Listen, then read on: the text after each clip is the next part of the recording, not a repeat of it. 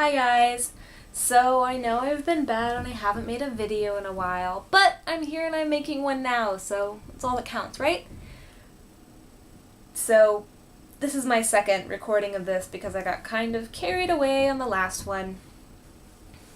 And apparently my video's cut off at 30 minutes to give you an idea of how carried away I got, so I'm going to try and keep it short and simple. I've been up to a lot lately, actually, which might have something to do with me not making the videos. Between all I've been doing, then on Fridays, normally I'm A, not looking too camera ready, and B, not feeling up to discussing my week in a calm and professional and adult way, if you know what I mean. But I've been up to some really good stuff. For example, I got to see the tallest waterfall in Japan. It's a little bit of a hike up to the top of the temple to go see it, but it was pretty awesome. I ate some brown sugar ice cream. On that same day, got to see the ocean, which is the first time I'd seen the ocean in Japan. It was very interesting because the ocean came straight up to the mountains, and the beach was just entirely composed of these rocks that had been worn entirely smooth by the waves. It was like nothing I'd ever seen. And I asked one of my friends who I went with, who's Japanese, I asked her, were these rocks put here by people? And she said she didn't think so. She said that's probably just how it was. And it was the exact same kind of rock that's on the riverbed. So it's the natural rock that comes from these mountains. So it's completely possible, I guess. So that was really cool. And also, I went to Kyoto this past 3-day weekend with my college roommate, who is also an ALT, just kind of far away.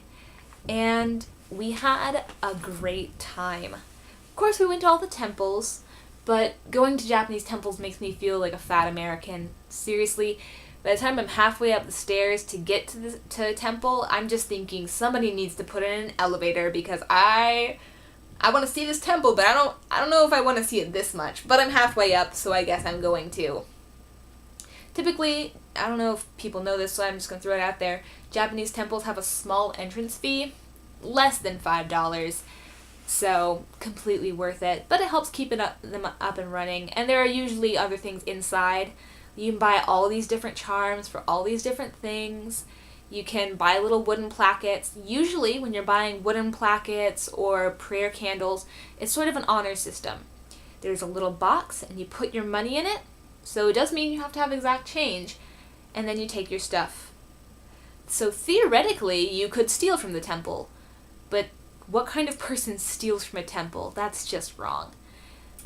Sometimes they have interesting things, though. For example, we went to the big temple there in Kyoto, Kiyomizu-dera, and they have a wishing stone in the basement. And you pay a few hundred yen to go down to this completely unlit hallway. And you have to find your way in the dark. It's only one direction. It's not like a maze or anything. So you have to get down there, and there's a light just on the rock. And so you touch the rock, and you think your prayer to... It is a Buddhist temple, so I guess you think your prayer to the Buddhist gods, they're not really gods, but, to the Buddhist spirits. And then you make your way back up. And so that was pretty cool, just feeling around in the dark. Probably the most fun thing we did in Kyoto, though, was that we went to a movie park, or a movie village. So it's a whole village of buildings that are used to make samurai movies. And if they're not using them to film at that moment, then it's kind of like an amusement park. Except for mostly like the Renaissance Festival, because it's really over the top and a little bit campy, but it's great. It was so much fun. There are a few attractions there. For example, the scariest haunted house I've ever been in. Seriously, if it had been any longer, I might have started to cry. It was pretty intense. The perfect use of lighting and space so that you felt vulnerable and exposed, and yet like you wouldn't be able to see something coming. So It was really well done, and much less terrifying, much just more fun, in a different way, I guess, but they have a maze. It's a ninja maze. So there are all these, I don't know, secret hidden doors and passages, so it was really, really fun. And they do have people, staff members spaced out along the way to help you in case you get lost and to keep track of you, since they let you go in your individual groups. And Stephanie and I did both of that. My friend and I did both of those and greatly enjoyed it. Also discovered that cream soda in Japan is green. It took us a while to figure it out because they also have melon soda here in Japan, and of course that is green. But yeah, so I got some green cream soda. And that was pretty much Kyoto. I stayed at an apartment-style hotel, which was great. It was really close to the train station, and right across the street was a supermarket, so we could buy food so we could make breakfast, because I don't feel like going out, although there was a donut shop also across the street, but that's a temptation I don't need. Don't need to be eating 3 donuts in the morning, which is probably what I would have done, because they're only 100 yen each. Yeah, I know myself. Yeah, basically Kyoto was awesome. I enjoyed all of it. Had a little bit of trouble with the trains on the way there. Somehow, I ended up at at one of the train stations earlier than I was supposed to, and then the attendant's like, "Oh, don't bother waiting for your reserved seating express train. Just get on this next train that will take twice as long to get there," but didn't mention that last part.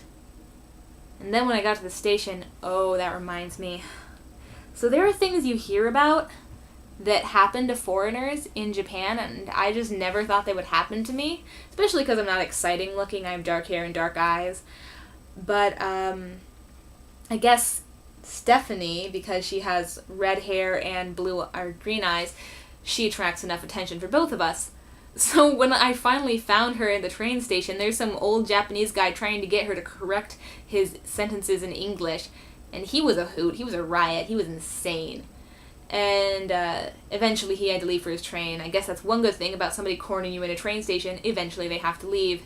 And when we're at the Samurai movie park, this girl came up and she tapped me on the shoulder, and I turned around and she had her camera, and at first I thought she was asking, me and Stephanie thought that she was asking us to take a picture of her and her friends for them. And then we realized she wanted to take a picture of us. So we're like, I looked at Stephanie, and I'm like, sushi. I looked at Stephanie, and I'm like, I'm cool with it if you are. So she was like, alright, I guess so, whatever. My policy on this, by the way, is that if a guy asks me to take my photo, the answer is no, because I don't want to know what he's doing with it. But if a girl asks me to take a photo of me with her, I'm like, yeah, I think this is weird. I don't know why you want to do this. I don't know how you're going to explain this picture to your friends or your family, but sure, whatever. I'll humor you. And so I did. I humored that girl. I took a picture with her and with Stephanie, and afterwards we were just completely baffled. Why would you want a picture of 2 random foreigners? I don't get it. I don't get it at all. We're not that special looking. We're just average. But I guess that's exciting to her. And that's Japan, man. So I had to take a little minute to charge my phone. But also, I wanted to make sure I have a few minutes left to talk about some of the things that are a little more frustrating. So I've been here for 2.5 months now, and my Japanese is getting a lot better. I can understand things a lot better, but obviously I still have some miscommunications, and I rely on other people to tell me about things, because I can't read kanji, so I have a difficult time with reading schedules, and sometimes people just forget to tell me things. And it's not always a big deal, but it's really frustrating never knowing what's going on. Like today, for example, there was something written on the board for 5th period that had to do with sports. And I was like, alright, sports. And I took a guess at what that could be because we have this guy in town who's sort of like a Japanese track all-star. He's just superhumanly fast and can jump and all this stuff. So I was like, okay, he's probably going to come to the middle school and show off and whatnot. And I had heard some of the women talking about that, so I really thought that was what it was. And then all of a sudden everybody starts talking about cars.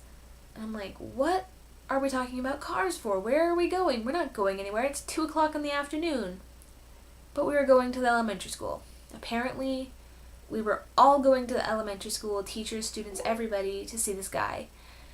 So it wasn't a big deal. Nobody expected me to drive, but I would have liked to know that that was what was happening, because it affected other things that happened in my day, and none of it ended up being a massive deal. It's just to say, I don't like not knowing what's going on. And I'm having communication problems with my English teacher, but they have less to do with the fact that I'm not great at Japanese and he's not very good at English, and more to do with the fact that he's a crazy old man. And he doesn't listen. He has selective hearing. And I don't know, there's just something not right. For example, in class on Wednesday, in front of all of the students, I was asking him who was going first in this game, because he didn't explain this game very well, and so I was just trying to figure out where to start, and I figured I would just deal with it from there. So I asked him in front of everyone, who's going first? And his reply is, oh yes, who's going first? Not the correct answer to this question. Who's going first? Yes, who's going first? Who's going first? Mizuguchi-sensei, who is going first? And this went on for quite some time, and the students were just baffled because they understood what I was asking. They knew what the possible correct answers were, and they knew that what he was giving me was not a correct answer. And this kind of thing happens all the time, and I try to be patient. I try to just work through it. But it's extremely frustrating to be up in front of the classroom and trying to get information out of him, and I can't. And I'm still annoyed by his habit of translating things unnecessarily. Did it today again at lunch, and I want to just be like, the real me, my sarcastic side, is like, yes, Mizuguchi-sensei, I understand this. I know that much Japanese. I may not be great at Japanese, but I know that much. But that's not productive. That's not necessary. So I just locked it away and doing my best to forget about it, along with all the other things that frustrate me. It's just that part, though, could happen anywhere. Working with somebody who's difficult to work with, it happens, and you just have to deal with it. So that's not really Japan. That's just one difficult coworker. In general, I don't have many problems with my coworkers, except for that they're not mind readers, and they don't always know the stuff that I don't know. A lot of times it's a matter of people assume that somebody else has already told me, and I can't blame them for that. But it is really frustrating. So that's all for now. I will try to post again next Friday. Until then, take care, everybody.